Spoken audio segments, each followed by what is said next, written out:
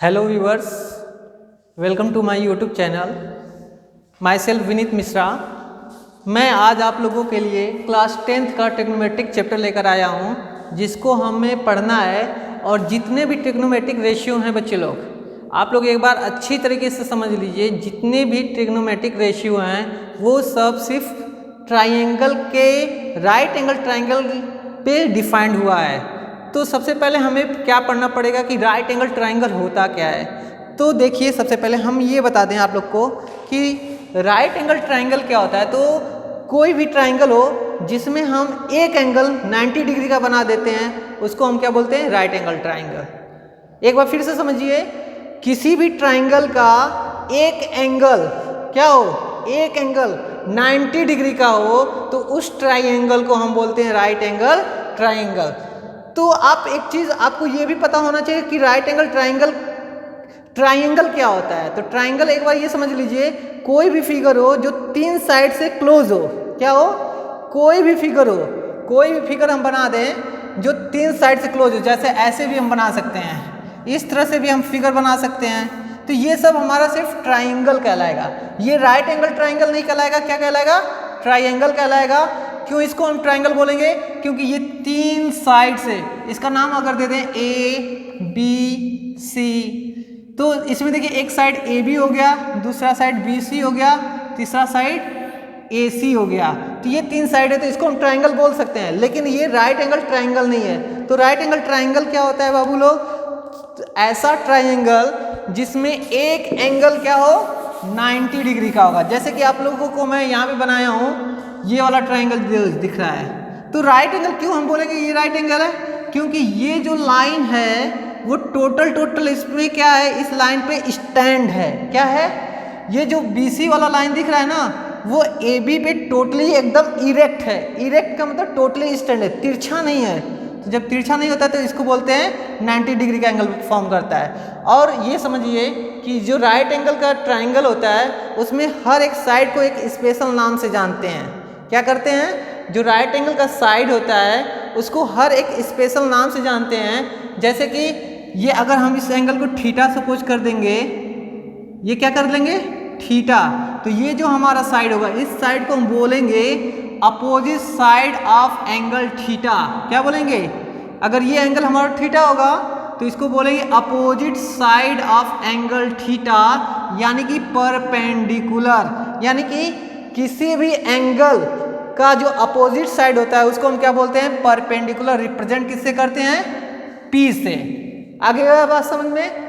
उसके बाद सेकेंड, एक साइड होता है adjacent side of angle theta, यानी कि जो ये साइड है दिख रहा है आप लोगों को, इस साइड को क्या बोलते हैं? Adjacent side. मतलब थीटा से जुड़ा हुआ भुजा, जुड़ी हुई भुजा, थीटा एंगल से जुड़ी हुई भुजा को हम क्या बोलते हैं? एडजेसेंट साइड ऑफ थीटा, जिसका नाम देते हैं हम बेस।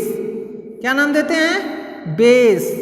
इसको हम बेस मतलब कि इसको सिंबल से B से रिप्रेजेंट करते हैं। थर्ड साइड का नाम होता है side opposite to 90 degree. Side opposite to 90 degree, जिसको हम जानते हैं हाइपोटेनस। क्या नाम देते हैं? Hypotenuse. Side opposite to 90 degree. देखिए ये 90 डिग्री है, इसके सामने का यानी कि इसके अपोजिट साइड, इसका अपोजिट साइड क्या होगा? AC होगा। तो इसको हम क्या नाम देंगे? हाइपोटेनस। समझ में आया? एक बार फिर से बच्चे लोग समझिए, राइट एंगल ट्राइंगल का जो तीनों साइड होता है उनको एक स्पेशल नाम से जानते हैं। मतलब कि जो एंगल हम सपोज कर लेते हैं, देखिए ट्राइंगल में तीन एंगल होते हैं, तो तीन एंगल राइट एंगल ट्राइंगल में तीन एंगल होते हैं। उनमें से एक एंगल 90 डिग्री होता है, उसका तो बात करना छोड़ दीजिए। बाकी दो एक्यूट एंगल होते हैं। तो जो एंगल हम लेंगे उसके अपोजिट साइड को हम क्या बोलते हैं? उसके अपोजिट साइड को हम बोलेंगे परपेंडिकुलर। क्या बोलेंगे? एंगल जो लेंगे उसका जो अपोजिट साइड होगा, जैसे कि ये वाला, इस साइड को हम बोलते हैं opposite side of angle theta. Theta का ये अपोजिट साइड है, उसको नाम देंगे परपेंडिकुलर। P से रिप्रेजेंट करेंगे। ठीक है? जिसके और जिस साइड से वो जुड़ा होगा, यानी कि इस साइड से भी जुड़ा है, इस साइड से भी जुड़ा है, लेकिन इस साइड को हम बोलेंगे एडजेसेंट। क्यों एडजेसेंट साइड बोलेंगे? क्योंकि वो 90 डिग्री का अपोजिट साइड नहीं है। तो जो 90 डिग्री का अपोजिट साइड होता है उसको हम बोलते हैं हाइपोटेनस, यानी side opposite to 90 degree called hypotenuse. And the side which is attach to the theta, मतलब वो साइड अदर देन हाइपोटेनस, वो साइड जो हाइपोटेनस से दूसरा हो और एंगल से जुड़ा होता है उसको हम क्या बोलते हैं? बेस, यानी कि एडजेसेंट साइड ऑफ थीटा। उसके बाद हम चलते हैं पाइथागोरस थ्योरम। पाइथागोरस थ्योरम क्या होता है बच्चे लोग? पाइथागोरस थ्योरम कहाँ पे डिफाइंड होता है? राइट एंगल ट्राइंगल पे डिफाइंड होता है। तो हम आपको सिंपली लिखे हैं क्या होता है पाइथागोरस थ्योरम, ये समझ लीजिए कि पाइथागोरस थ्योरम राइट एंगल पे डिफाइंड होता है। तो in right triangle the square का मतलब होता है किसी चीज का उसी में मल्टीप्लाई करना, मतलब कोई भी क्वांटिटी होगा उसी को उसी में मल्टीप्लाई कर देना, उसका स्क्वायर कहलाता है। तो द स्क्वायर ऑफ हाइपोटेनस मतलब कि हाइपोटेनस का हाइपोटेनस में मल्टीप्लाई करना। तो हाइपोटेनस क्या होता है? एक डिस्टेंस होती है।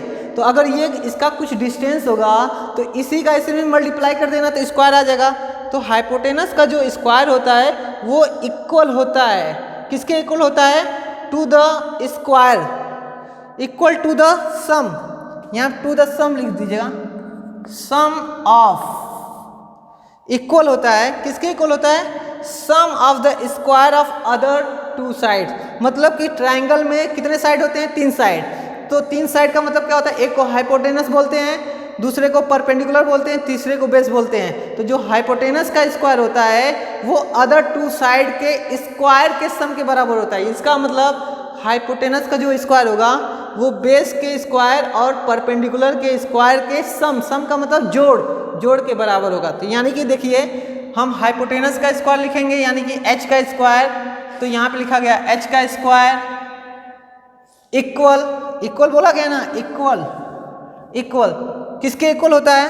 Sum of the squares. तो सम का मतलब प्लस कर दिया गया है, टू साइड का स्क्वायर किया गया था। टू साइड का मतलब एक का साइड का क्या है? परपेंडिकुलर है, दूसरा क्या है? बेस है। तो यहाँ पे देखिए परपेंडिकुलर का स्क्वायर प्लस बेस का स्क्वायर, इस चीज को हम बोलते हैं पाइथागोरस थ्योरम।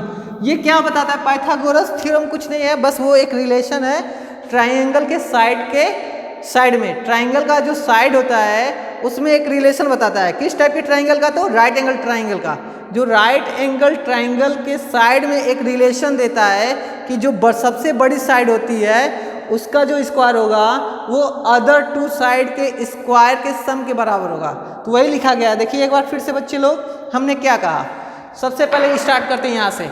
देखिए ये कैसा ट्राइंगल है? तो राइट एंगल ट्राइंगल है जिसमें एंगल बी कैसा बनाया गया है? 90 डिग्री।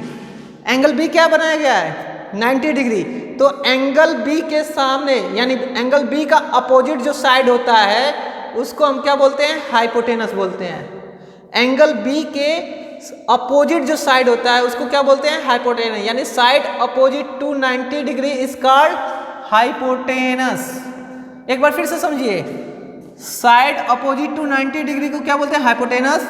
उसके बाद बोलते हैं जो हम एंगल्स नोट करते हैं, एंगल जो लेते हैं उसका अपोजिट साइड जो होता है उसको हम क्या बोलते हैं? परपेंडिकुलर, यानी opposite side of angle theta उसको क्या बोलते हैं? परपेंडिकुलर। उसके बाद थर्ड में क्या आता है? एडजेसेंट साइड, मतलब कि 2 साइड एडजेसेंट होते हैं, एक हाइपोटेनस भी एडजेसेंट होता है और दूसरी साइड एक साइड ये होती है। तो जो सेकेंड साइड होती है, सेकेंड एडजेसेंट साइड को ही हम बोलते हैं बेस। क्लियर है? अब पाइथागोरस थ्योरम में क्या होता है कि जो हाइपोटेनस होता है, हाइपोटेनस का जब हम स्क्वायर करते हैं वो क्या हो जाता है? परपेंडिकुलर और बेस के स्क्वायर्स के योग के बराबर होता है। यानी कि परपेंडिकुलर का स्क्वायर हो जाएगा p और बेस का स्क्वायर हो जाएगा, परपेंडिकुलर का स्क्वायर हो जाएगा p स्क्वायर और बेस का स्क्वायर हो जाएगा b स्क्वायर। तो b square plus p square is equal to h square which are given here. It is clear? अब आगे हम चलते हैं ट्रिग्नोमेट्रिक रेशियो पे। तो ट्रिग्नोमेट्रिक रेशियो क्या होता है? ट्रिग्नोमेट्रिक रेशियो में 6 रेशियो को हम ट्रिग्नोमेट्रिक रेशियो कहते हैं। रेशियो मीन्स आप लोग क्या करना होता है कि एक सेम क्वांटिटी में सेम क्वांटिटी का डिवीजन होता है। यानी कि सबसे पहले ये समझ लीजिए, सेम क्वांटिटी का मतलब लेंथ को लेंथ से डिवाइड करेंगे एंगल को एंगल से डिवाइड किया जाता है रेशियो जब निकालते हैं। मीटर का अगर लेंथ 1 मीटर में दिया है और 1 किलोमीटर में दिया है तो जब तक उनकी यूनिट सेम नहीं रहेगी तब तक हम डिवाइड नहीं कर पाते। यानी कि या तो मीटर को किलोमीटर में चेंज कर लें या फिर किलोमीटर को मीटर में चेंज कर लें। समझ में आ रहा है ना? तो इस तरह से रेशियो सेम क्वांटिटी के बीच निकाला जाता है। तो इसका मतलब आप लोग को समझ में आना चाहिए जो ट्रिग्नोमेट्रिक रेशियो है वो कुछ नहीं है, राइट ट्राइंगल के साइड का रेशियो है।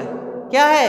ट्रिग्नोमेट्रिक रेशियो जितने भी हैं वो सिर्फ राइट एंगल ट्राइंगल का जो है साइडों का रेशियो। मतलब कि अगर हम परपेंडिकुलर को बेस से डिवाइड कर दें तो कुछ अलग रेशियो आ जाएगा, परपेंडिकुलर को हाइपोटेनस से डिवाइड कर देंगे तो कुछ और आ जाएगा।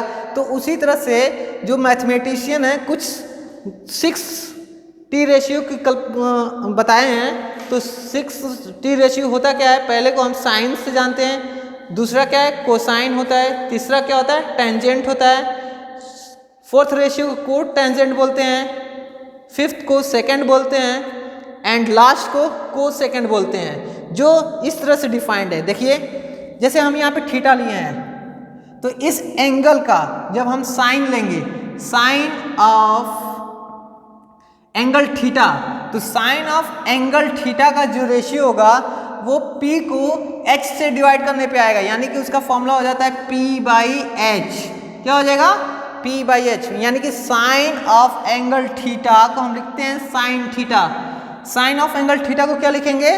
Sign theta. और साइन थीटा का वैल्यू हो जाता है P/H, यानी कि परपेंडिकुलर अपॉन हाइपोटेनस। परपेंडिकुलर क्या होता है? अपोजिट साइड ऑफ थीटा होता है। परपेंडिकुलर क्या होता है? Opposite side of theta. और हाइपोटेनस क्या होता है? Opposite side of 90 degree. यानी 90 डिग्री का अपोजिट साइड लेंगे तो यहाँ पे AC हो जाएगा और यहाँ पे थीटा का अपोजिट साइड लेंगे तो BC हो जाएगा। यानी कि BC अपॉन AC को हम क्या बोलेंगे इस फिगर के लिए? Sine theta. BC upon AC इस फिगर के लिए साइन थीटा हो जाएगा। क्लियर है बच्चे लोग? स्टूडेंट्स क्लियर समझ में आ रहा होगा? आगे देखिए next, cosine of that angle. इसी एंगल की बात कर रहे हैं। Cosine of that angle, cosine of theta angle को कैसे लिखेंगे? Base upon hypotenuse. तो बेस आपको क्लियरली समझ में आना चाहिए कि बेस क्या होता है? Adjacent side upon, adjacent side को बेस बोलते हैं। और हाइपोटेनस को तो आप जान ही गए कि हाइपोटेनस क्या होता है?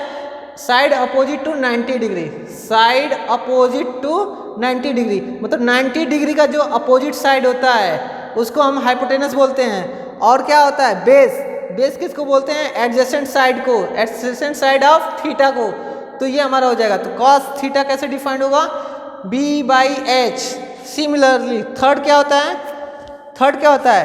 Tangent of angle theta. Tangent of angle theta कैसे डिफाइंड है? Tan theta. Tangent of angle theta को, इतने बड़े को हम शॉर्ट फॉर्म में टेन थीटा लिखेंगे बच्चे लोग। ये देखिए ये जो है इसी का शॉर्ट फॉर्म है। ये कोसाइन ऑफ एंगल थीटा क्या है? कोसाइन ऑफ एंगल थीटा का शॉर्ट फॉर्म कॉस थीटा होता है। टेंजेंट ऑफ एंगल थीटा का शॉर्ट फॉर्म टेन थीटा होता है। तो टेन थीटा को रिप्रेजेंट करते हैं तो P/B लिखते हैं। अब P is nothing but side opposite to that angle. P क्या है? अपोजिट साइड है। इस एंगल का अपोजिट साइड है। और ये क्या है? इस एंगल का एडजेसेंट साइड है। तो जब अपोजिट साइड को एडजेसेंट साइड से डिवाइड कर देते हैं तो उस क्वांटिटी को हम टेन थीटा बोलते हैं। क्या बोलते हैं? Tan theta. फोर्थ वाला डिफिनीशन ये है। देखिए फोर्थ वाले डिफिनीशन में क्या आता है? फोर्थ को हम क्या बोलते हैं? कोटेजेंट बोलते हैं। Cotangent of theta. क्या बोलते हैं? कोटेजेंट ऑफ थीटा, जिसका शॉर्ट फॉर्म है cot of theta, cot theta. इसका मतलब ये क्या हो जाता है? जब एडजेसेंट साइड को परपेंडिकुलर से डिवाइड कर देते हैं, एडजेसेंट साइड को अपोजिट साइड से डिवाइड करेंगे, यानी कि base upon hypotenuse base upon perpendicular लिखा जाता है, कॉट थीटा हो जाता है। सेकेंड ऑफ थीटा क्या हो जाता है? सेकेंड ऑफ थीटा को सेक थीटा लिखते हैं, जिसमें कहा जाता है कि हाइपोटेनस को बेस से डिवाइड किया जाता है, करते हैं, यानी कि side opposite to 90 degree upon adjacent side of theta. तो उसको हम क्या बोलते हैं? Sec theta. Cosecant of theta is equal to क्या हो जाता है?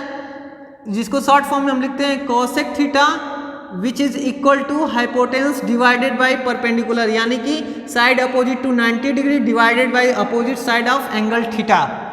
Clear? That's clear. Have a nice day बच्चे लोग।